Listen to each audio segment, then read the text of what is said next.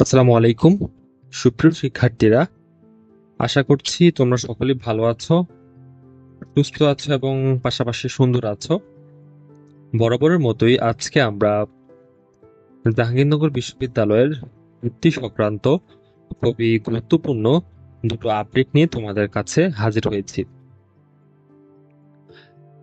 দুটো আপডেটের প্রথমটি হচ্ছে, তোমরা যারা দ্বিতীয় মেধা তালিকায় ভর্তি হয়েছ, তোমাদের যাদের মাইগ্রেশন অন করা ছিল, তাদের যেই মাইগ্রেশনের পরে যে সাবজেক্ট এসেছে সেই তালিকা কিন্তু বিশ্ববিদ্যালয় প্রকাশ করেছে।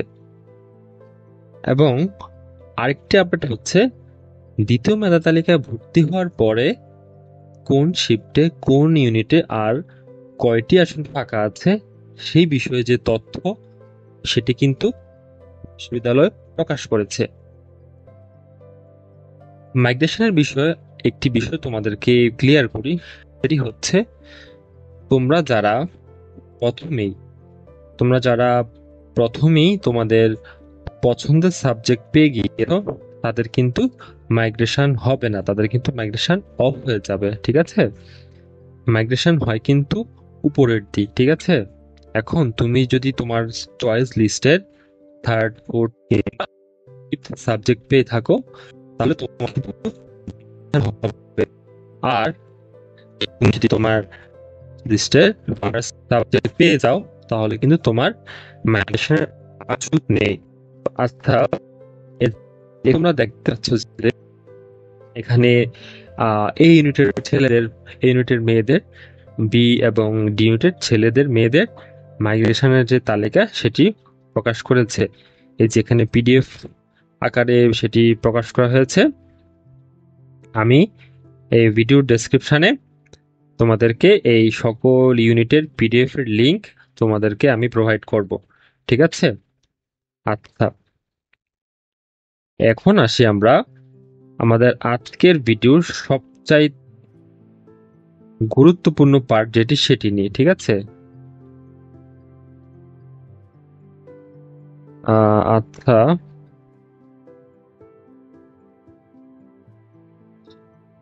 আচ্ছা, তোমাদের বহুল আকাঙ্ক্ষিত পার্ট এটি, সেটি হচ্ছে ভাই, কোন ইউনিটের কোন শিফটে আর কয়টি সিট ফাঁকা আছে সেটা আমি কবে জানতে পারবো, কিভাবে জানতে পারবো? তোমাদের সকলের আকাঙ্ক্ষার ভিত্তিতে বিশ্ববিদ্যালয় কিন্তু তাদের সেই তালিকা প্রকাশ করেছে। পাশাপাশি আমিও আজকে তোমাদেরকে ভিডিওর মাধ্যমে পুরো বিস্তারিত ঘটনাটি কিভাবে হয়েছে তথ্যপাত্য আকারে তোমাদেরকে বোঝানোর চেষ্টা করব। ঠিক আছে, আচ্ছা, এবং আরেকটি বিষয়, আমি ভিডিওর শেষে এই যে খালি থাকা আসনগুলো সাপেক্ষে যারা ভর্তি হতে আসবা তাদের উদ্দেশ্যে এবং আরেকটি খুব গুরুত্বপূর্ণ তথ্য তোমাদেরকে শেয়ার করব, যেটি আমি গতকাল বিশ্ববিদ্যালয়ের রেজিস্ট্রার অফিসে আমি গিয়েছিলাম, সেখানে আমি কথা বলে জানতে পেরেছি। সেটিও আমি তোমাদেরকে বলবো, সেটি তোমাদের সাথে আমি শেয়ার করব ভিডিওর শেষে। আশা করছি তোমরা ভিডিওর শেষ পর্যন্ত দেখবে। আচ্ছা, আমি তাহলে শুরু করছি। ঠিক আছে, প্রথমে আসি এই ইউনিট নিয়ে। এই ইউনিটে ছেলেদের 5টি শিফটে পরীক্ষা হয়েছিল এবং মেয়েদের 3টি শিফটে পরীক্ষা হয়েছিল। এখানে যেমনটি দেখতে পাচ্ছ যে ছেলেদের যে 5টি শিফটে পরীক্ষা হয়েছিল, তার মধ্যে প্রথম শিফটে 42টি, দ্বিতীয় শিফটে 43টি, তৃতীয়তে 42টি এবং চতুর্থতে 43 এবং পঞ্চমে 43টি সিট বরাদ্দ আছে।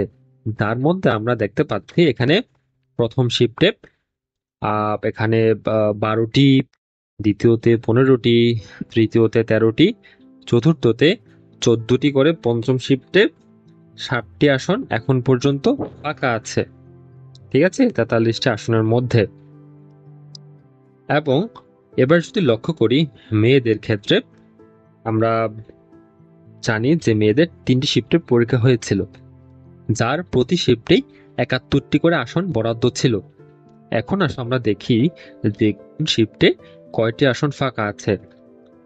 এখানে আমরা দেখতে পাচ্ছি যে থার্ড শিফটে 17টি আসন ফাঁকা আছে, 71টির মধ্যে ফোর্থে আছে তোমার 20টি আসন, এবং ফিফথ শিফটে 15টি আসন ফাঁকা আছে 71টির মধ্যে।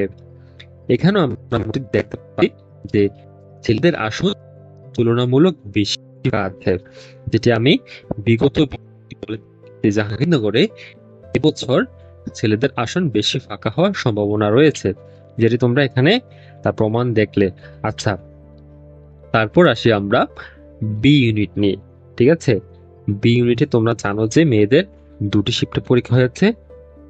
মেয়েদের যে দুটি শিফটে পরীক্ষা হয়েছে, প্রথমটিতে 81টি এবং দ্বিতীয়তে 82টি সিট বরাদ্দ আছে, যার মধ্যে এখানে মেয়েদের প্রথম শিফটে 14টি হয়েছে এবং দ্বিতীয় শিফটে এখানে আমরা দেখতে পাচ্ছি যে 19টি আসন এখন পর্যন্ত ফাঁকা আছে দ্বিতীয় মেধা তালিকায় ভর্তি হওয়ার পরে। ছেলেদের একটি শিফটে পরীক্ষা হয়েছিল বি ইউনিটে, সেটি হচ্ছে ফোর্থ শিফট, এবং 163টি আসন ছিল, যার মধ্যে আমরা দেখতে পাচ্ছি এখানে 39টি আসন কিন্তু এখন পর্যন্ত ফাঁকা আছে। এই তো গেল এ এবং বি ইউনিট। এখন আসি আমরা সি ইউনিটের পর্যালোচনায়। সি ইউনিটে বিভাগ ভিত্তিক পরীক্ষা হয়েছে, বিভাগ ভিত্তিক নিট প্রকাশ করেছে এবং শূন্য আসনও কিন্তু বিভাগ ভিত্তিকই প্রকাশ করা হয়েছে। বিগত যে শূন্য আসনের তালিকা প্রকাশ করা হয়েছে সেটিও কিন্তু বিভাগ ভিত্তিক করেছে।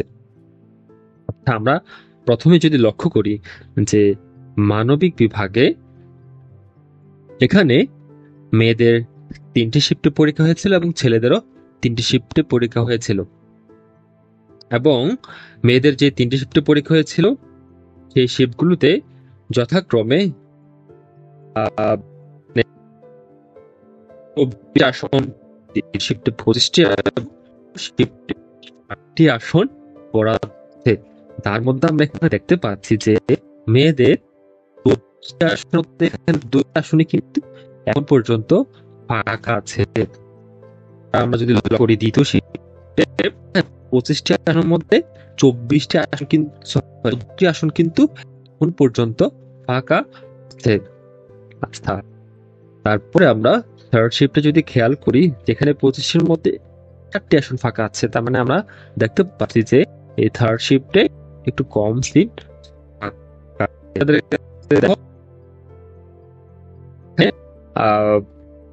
এই 24টি আসন আছে ছেলেদের শিফটে। এখানে 24টি আসনের মধ্যে 16টি আসনে কিন্তু এখন পর্যন্ত ফাঁকা রয়েছে। প্রথম শিফটে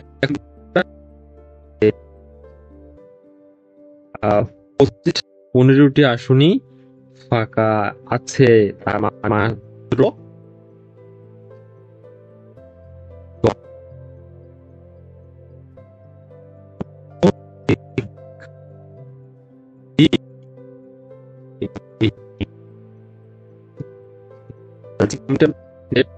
মধ্যে 14টি আসন ফাঁকা আছে, তার মানে এখানেও এই সি ইউনিটের মানবিক বিভাগের ক্ষেত্রেও ছেলেদের আসন তুলনামূলক বেশি ফাঁকা আছে।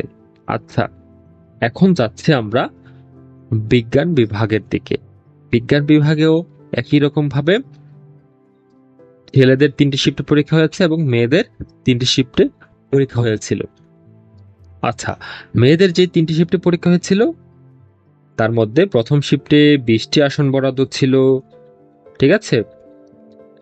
দ্বিতীয় শিফটে 20টি আসন বরাদ্দ ছিল এবং তৃতীয় শিফটে 21টি আসন বরাদ্দ ছিল। আচ্ছা, যার মধ্যে এখানে 10টি আসনে কিন্তু ফাঁকা আছে, তার মানে 50% আসন কিন্তু এখনো এই শিফটে ফাঁকা আছে নারী শিক্ষার্থীদের ক্ষেত্রে। আচ্ছা, তারপরে যদি আমরা দেখি সেকেন্ড শিফটেও একই রকম ভাবে 8টি আসন ফাঁকা আছে 20টির মধ্যে। তারপরে আমরা থার্ড শিফটে যদি লক্ষ্য করি যে এখানেও দেখতে পাচ্ছি যে এখানেও 20টি আসন, দুঃখিত, এখানে 21টি আসনের মধ্যে 10টি আসন ফাঁকা আছে, তার মানে 50-এরও বেশি শতাংশ অধিক শিক্ষার্থী এখনো কিন্তু ভর্তি হয়নি, তার মানে ফাঁকা আছে আসন এই শিফটে। আচ্ছা, এখন আসি ছেলেদের ক্ষেত্রে। ছেলেদের ক্ষেত্রে 3টি শিফটে পরীক্ষা হয়েছিল। প্রথম শিফটে আসন ছিল 20টি, দ্বিতীয় শিফট আসন ছিল 20টি, তৃতীয়তেও 21টি আসন ছিল। যার মধ্যে আমরা দেখতে পাচ্ছি যে প্রথম শিফটে 11টি আসন ফাঁকা আছে, দ্বিতীয় শিফটে আছে 3টি আসন ফাঁকা 20টির মধ্যে, এবং লাস্ট শিফটে 21টি আসনের মধ্যে 8টি আসন ফাঁকা আছে। তার মানে এই এই শিফটে বা এই বিভাগে ছেলেদের আসন কিন্তু তুলনামূলক একটু কম ফাঁকা হয়েছে, ঠিক আছে। আচ্ছা, এখন আসি বিজনেস ফ্যাকাল্টির দিকে, ঠিক আছে। বিজনেস ফ্যাকাল্টি, সরি, বিজনেস গ্রুপের ক্ষেত্রে, হ্যাঁ। আচ্ছা, বিজনেস গ্রুপেও কিন্তু সিউনিটের 6টি শিফট পরীক্ষা হয়েছিল, মেয়েদের 3টি এবং ছেলেদের 3টি। এবং এই যে 6টি শিফট পরীক্ষা হয়েছিল, 6টি শিফটিতে কিন্তু 10টি করে এখানে 60টি আসন বরাদ্দ আছে, ঠিক আছে। এখন দেখি মেয়েদের এখানে 10টি আসনের মধ্যে এই শিফটে 2টি আসন ফাঁকা হয়েছে। তারপরে দ্বিতীয় শিফটে আমরা দেখতে পাচ্ছি একরকম ভাবে 10টির মধ্যে 2টো আসন এখানে ফাঁকা আছে, এখানে আছে 3টি আসন। তারপরে ছেলেদের ক্ষেত্রে যদি লক্ষ্য করি, এখানে 10টির মধ্যে আছে 2টি আসন ফাঁকা। তারপরে এই শিফটে আছে 10টির মধ্যে 2টি ফাঁকা, এবং এই শিফটে 10টির মধ্যে 1টি আসন ফাঁকা আছে। আচ্ছা, এখন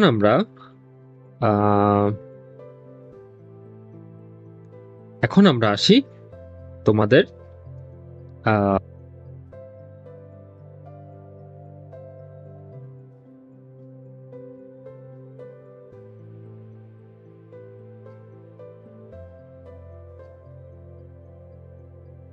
আচ্ছা, তো যেটি বলছিলাম যে সি ইউনিটে কিন্তু এবার আইন ও বিচার বিভাগ এবং ইংরেজি বিভাগ তারা আলাদাভাবে মেরিট প্রকাশ করেছে, ঠিক আছে। এবং শূন্য আসন কিন্তু তারা আলাদাভাবে প্রকাশ করেছে এর আগেও এবং আজকেও।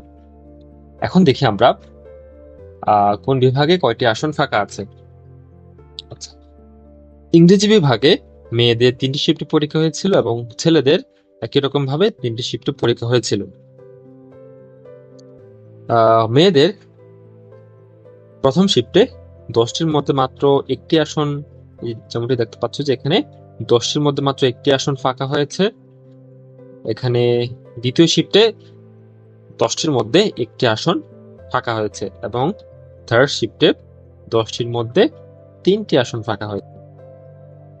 আচ্ছা, এখন আসি ছেলেদের ক্ষেত্রে। ছেলেদের যে 3টি শিফট পরীক্ষা হয়েছিল, তার প্রথম শিফটে 10টি আসনের মধ্যে এখানে 2টি আসন ফাঁকা হয়েছে। তারপর এই শিফটে আমরা দেখতে পাচ্ছি যে 10টির মধ্যে 3টি, এবং লাস্ট শিফটে 10টির মধ্যে এখানে 2টি আসন ফাঁকা হয়েছে। আচ্ছা, এই তো গেল ইংরেজি বিভাগের পর্যবেক্ষণ। এখন আসি আমরা আইন ও বিচার বিভাগের ক্ষেত্রে, ঠিক আছে। আইন ও বিচার বিভাগেও একইভাবে মেয়েদের 3টি এবং ছেলেদের 3টি, মোট 6 শিফটে পরীক্ষা হয়েছিল। মেয়েদের যে 3টি শিফটে পরীক্ষা হয়েছিল, তার মধ্যে শিফট 1-এ 8টি সিট ছিল, 8টির মধ্যে 8টি ফিল আপ হয়ে গিয়েছে, কোনো সিট ফাঁকা নাই শিফটে। তারপরে শিফট 2-এ 8টি সিট বরাদ্দ ছিল, 8টির মধ্যে 2টি আসন ফাঁকা আছে এখন পর্যন্ত, এই যে যেমন দেখতে পাচ্ছ তোমরা এখানে। এবং থার্ড শিফটে 9টি আসন ছিল, যার মধ্যে একটি আসন এখন পর্যন্ত ফাঁকা নেই, তার মানে সবগুলো আসন ফিল আপ হয়ে গিয়েছে। আইন বিভাগের ছেলেদের ক্ষেত্রে 3টি শিফটের মধ্যে প্রথম শিফটে সিট ছিল 8টি, যার মধ্যে একটি আসন ফাঁকা নেই। ছেলেদের সেকেন্ড শিফটে, তার মানে ফিফথ শিফটে আসন বরাদ্দ ছিল 8টি, যার মধ্যেও একটি আসনও ফাঁকা নেই। এবং লাস্ট শিফটে আসন বরাদ্দ ছিল 9টি, যেটিকে আমরা বলতে পারি এই সিক্স শিফট। সেখানে আমরা দেখতে পাচ্ছি 9টি আসনের মধ্যে একটি আসন ফাঁকা আছে। আচ্ছা, এখন যদি আমরা একটু লক্ষ্য করি ইউনিট তথা বিজনেস ফ্যাকাল্টি, এইটু একটু বলে দিচ্ছি। যেখানে বিজনেস এবং নন বিজনেস ব্যাকগ্রাউন্ডের স্টুডেন্টরা পরীক্ষা দিয়েছে। এখানে যারা বিজনেস ব্যাকগ্রাউন্ডে পরীক্ষা দিয়েছে শিফট 1-এ, তাদের এখানে প্রথম শিফটে পরীক্ষা যারা দিয়েছে তাদের মধ্যে দ্বিতীয় মেধা তালিকা ভর্তি হওয়ার পর আর মাত্র 4টি আসন ফাঁকা আছে ছাত্রীদের।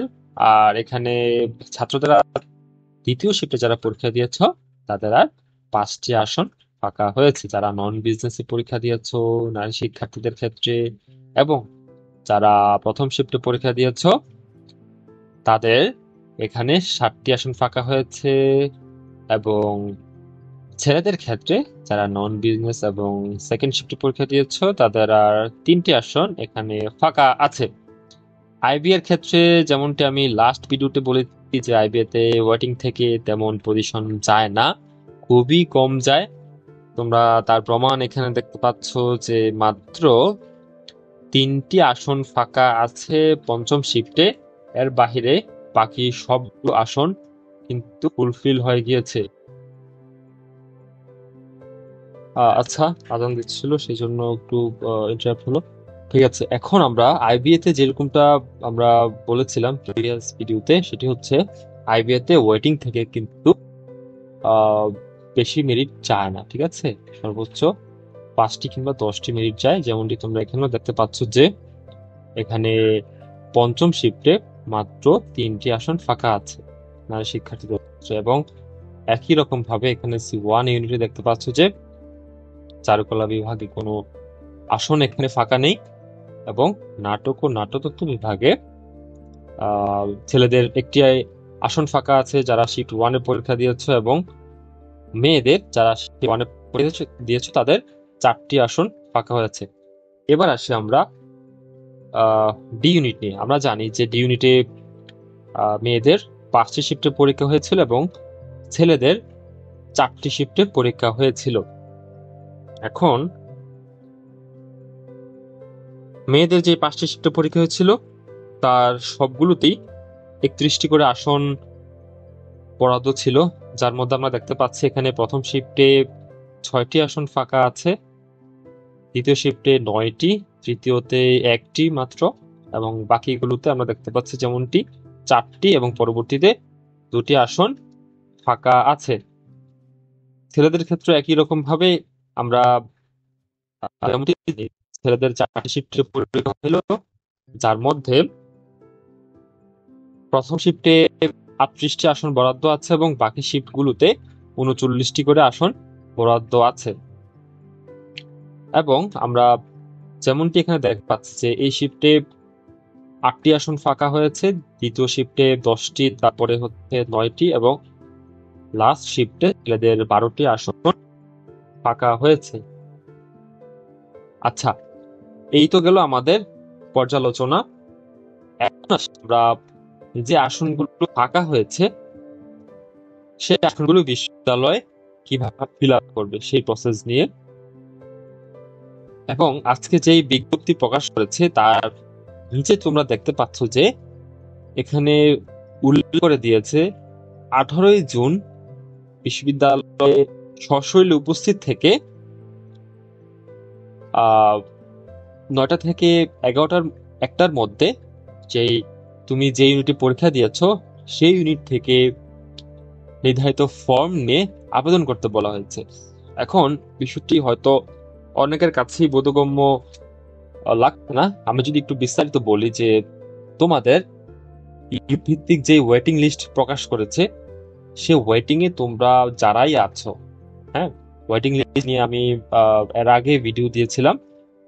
তোমরা ওয়েটিং এ যারা আছো তোমরা সবাই ওই দিন উপস্থিত থাকবে। ঠিক আছে, উপস্থিত থেকে তোমরা কিন্তু সশরীরে আবেদন করতে হবে। এখন অনেকের প্রশ্ন আসতে পারে যে আমার তো মেরিট এততম পজিশন, বা আমার তো মেরিট একটু দূরে, বা আমার ওয়েটিং লিস্টে মেরিট একটু দূরে আছে, আমি কি আসবো কিনা। আমি বলবো যে তোমরা সকলেই 18ই জুন আসবা। এসে তুমি যে ইউনিটে পরীক্ষা দিয়েছ তুমি সেই ইউনিটের ডিন অফিসে যাবা এবং ওই বিভাগের সংশ্লিষ্ট অফিসে গিয়ে ফর্ম নিয়ে তারপর আবেদন করবা। তুমি কেন আসবা সেটা যদি আমি বলি, এখন ধরো তোমার মেরিট 200তম, এবং তোমার আগের যে মেরিট পজিশন তার হচ্ছে 199তম পজিশন, এবং দেখা গেল যে 199তম পজিশন যার, সে যদি না আসে ওই দিন, সে কিন্তু আর পরবর্তীতে ভর্তি কার্যক্রমে তার আর সম্পৃক্ততা থাকলো না।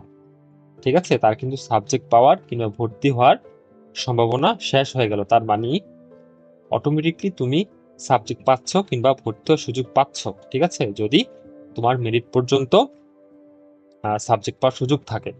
ঠিক আছে, এই জন্য আমি বলবো যে তোমাদের যাদের মেরিট পিছনে আছে, তোমরা 18ই জুন যে নির্দিষ্ট সময় এখানে উল্লেখ করে দিয়েছে, তোমরা এই সময়ের মধ্যে চলে আসবা।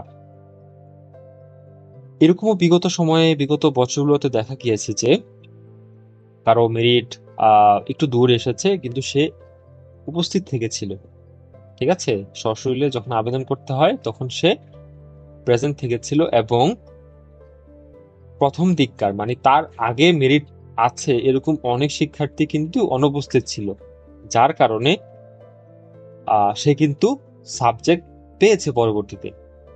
সুতরাং আমি তোমাদেরকে বলবো, তোমাদের যাদের মেরিট দূরে আছে, আমি বারবার বলছি, তোমাদের যাদের মেরিট দূরে আছে তোমরা এটা ভেবে অনুপস্থিত থাইকো না যে আমার যেহেতু কোনো লাভ নেই। ঠিক আছে, তোমাদের যাদের মেরিট ওয়েটিং আছো, এবং আরেকটি গুরুত্বপূর্ণ কথা সেটি হচ্ছে যারা তোমরা সাবজেক্ট চয়েস দিয়েছো তারাই কেবলমাত্র 18ই জুন এসে সশরীরে আবেদন করতে পারবা। সাবজেক্ট চয়েস যারা দেওনি তারা কিন্তু আবেদন করার সুযোগ পাবা না। ঠিক আছে, এখন আরেকটি বিষয় তোমাদেরকে বলি, সেটি হচ্ছে ধরো তোমার আগে যারা মেরিট আছে যাদের, তারা একটি সাবজেক্টের রিকোয়ারমেন্টস ফুলফিল করতে পারে নাই। এখন কোন ইউনিটের জন্য, কোন সাবজেক্টের জন্য কোন রিকোয়ারমেন্টস, সেই বিষয় কিন্তু আমি তোমাদেরকে ভিডিওর মাধ্যমে জানিয়েছি। এখন দেখা গেল তোমার আগে যার মেরিট, সে যদি স্পেসিফিক সাবজেক্টের রিকোয়ারমেন্টস ফুলফিল করতে না পারে তাহলে কিন্তু সে ওই সাবজেক্টটি পাচ্ছে না। কিন্তু তুমি যদি তোমার মেরিট পরে থাকা সত্ত্বেও তুমি যদি ওই সাবজেক্টের রিকোয়ারমেন্টস ফুলফিল করতে পারো তাহলে কিন্তু তুমি সাবজেক্ট পেয়ে যাবা। ঠিক আছে, যেমনটি আমরা সেকেন্ড মেরিট লিস্ট দেখেছি যে অনেক দূরে মেরিট থাকা সত্ত্বেও তারা কিন্তু সাবজেক্ট পেয়েছে। কারণ কি? কারণ তারা ওই সাবজেক্টের জন্য যেই রিকোয়ারমেন্টস বিশ্ববিদ্যালয় তারা তাদের ভর্তি বিজ্ঞপ্তিতে প্রকাশ করেছিল, সেই রিকোয়ারমেন্টস গুলো কিন্তু তারা ফুলফিল করেছে, এজন্য তারা পিছনে থাকা সত্ত্বেও সাবজেক্ট পেয়ে গিয়েছে। ঠিক আছে, এই হচ্ছে কথা। আরেকটি বিষয় গুরুত্বপূর্ণ, সেটি হচ্ছে যে ভাই আমি তো 18 তারিখে আসবো, আমি কি নিয়ে আসবো, হ্যাঁ, কি কি ডকুমেন্টস আনতে হবে। ঠিক আছে, তোমরা ভর্তি পরীক্ষা দিয়েছো, সেই ভর্তি পরীক্ষার একটি প্রবেশপত্র নিয়ে আসবা। ঠিক আছে, হ্যাঁ, কারণ তুমি আসবা, তোমার কি প্রমাণ আছে যে তুমি এখানে পরীক্ষা দিয়েছো? প্রবেশপত্র, প্রবেশপত্র হচ্ছে তোমার প্রাথমিক প্রমাণ যে তুমি জানুয়ারি ভর্তি পরীক্ষায় অংশগ্রহণ করেছিলা। ঠিক আছে, আর আনবা সাথে করে হচ্ছে চয়েস ফর্ম, যেটা তুমি সাবজেক্ট চয়েসের সময় তুমি ফিল আপ করেছিলা। ঠিক আছে, ওই চয়েস ফর্ম এবং প্রবেশপত্রের যে কপি সেটি নিয়ে আসবা। এবং চাইলে, হ্যাঁ, এটা ম্যান্ডেটরি না, আবার বলছি, তোমরা যদি চাও তাহলে সাথে করে তোমাদের মাধ্যমিক এবং উচ্চ মাধ্যমিকের যে ডকুমেন্টস গুলো আছে, যেমন মার্কশিট, সার্টিফিকেট, সেগুলো তোমরা চাইলে আনতে পারো। ঠিক আছে, ম্যান্ডেটরি না। যদি তোমরা এর আগে কোনো বিশ্ববিদ্যালয়ে ভর্তি না হয়ে থাকো, ঠিক আছে, কারণ অন্য কোনো বিশ্ববিদ্যালয়ে যদি তুমি ভর্তি হও তাহলে তোমার এই ডকুমেন্টস গুলো হয়তো ওই বিশ্ববিদ্যালয়ে আছে। ঠিক আছে, সেক্ষেত্রে হয়তো তোমার সেগুলো আনতে আবার ব্যাক পেতে হবে। তো সেক্ষেত্রে তোমাদের ওইসব ডকুমেন্টস গুলো আনার প্রয়োজন নাই। ঠিক আছে, কিন্তু যারা কোথাও ভর্তি হন নাই বা ভর্তি হওয়ার পরেও যদি তোমাদের কাছে অ্যাভেলেবল থাকে কোনোভাবে, তাহলে আমি তোমাদেরকে বলবো যে ডকুমেন্টস গুলো তোমরা নিয়ে এসো সাথে করে। ঠিক আছে, এই হচ্ছে আজকের ভিডিওর মেইন কথা। ঠিক আছে, আমি ভিডিওর শেষেও বলছি যে তোমাদের মেরিট যাদের ওয়েটিং এ আছে তোমরা সকলেই আইসো। ঠিক আছে, আইন ও বিচার বিভাগে যেমনটি দেখতে পাচ্ছ তোমরা এখানে, একটু বলি শেষে যে এখানে একটা সিট, দুটি সিট ফাঁকা আছে। এক্ষেত্রে আসলে তোমাদের যাদের পজিশন ওয়েটিং এ দেখা যাচ্ছে যে 50-100-র মধ্যে, তারা আসলে আইসো না কষ্ট করে, কারণ একটি দুটি সিটের জন্য তো এসে আসলে লাভ নেই। হ্যাঁ, ঠিক আছে, এটা হচ্ছে কথা। আজকের ভিডিও আসলে এই পর্যন্তই। হ্যাঁ, আর যদি তোমাদের কোনো ধরনের প্রশ্ন থাকে, কোনো ধরনের জিজ্ঞাসা থাকে, তোমরা কমেন্টে জানাতে পারো। আমরা ভবিষ্যতেও শুধু জাহাঙ্গীরনগর নয়, বাংলাদেশের সকল বিশ্ববিদ্যালয় ভর্তি কার্যক্রম নিয়ে আমরা তোমাদেরকে সহযোগিতা করব, এবং জাহাঙ্গীরনগরেরও বিশেষ করে ভবিষ্যতে ভর্তি প্রক্রিয়ার ফুল আপডেট আমরা সবার আগে, ঠিক আছে, তোমাকে জানিয়ে দেব। তোমরা নিয়মিত বিশ্ববিদ্যালয় ওয়েবসাইটে নজর রাখবা, পাশাপাশি তোমরা চাইলে আমাদের ইউটিউব চ্যানেলও নজর রাখতে পারো। আমরা তোমাদেরকে সকল ধরনের তথ্য প্রোভাইড করব, ঠিক আছে।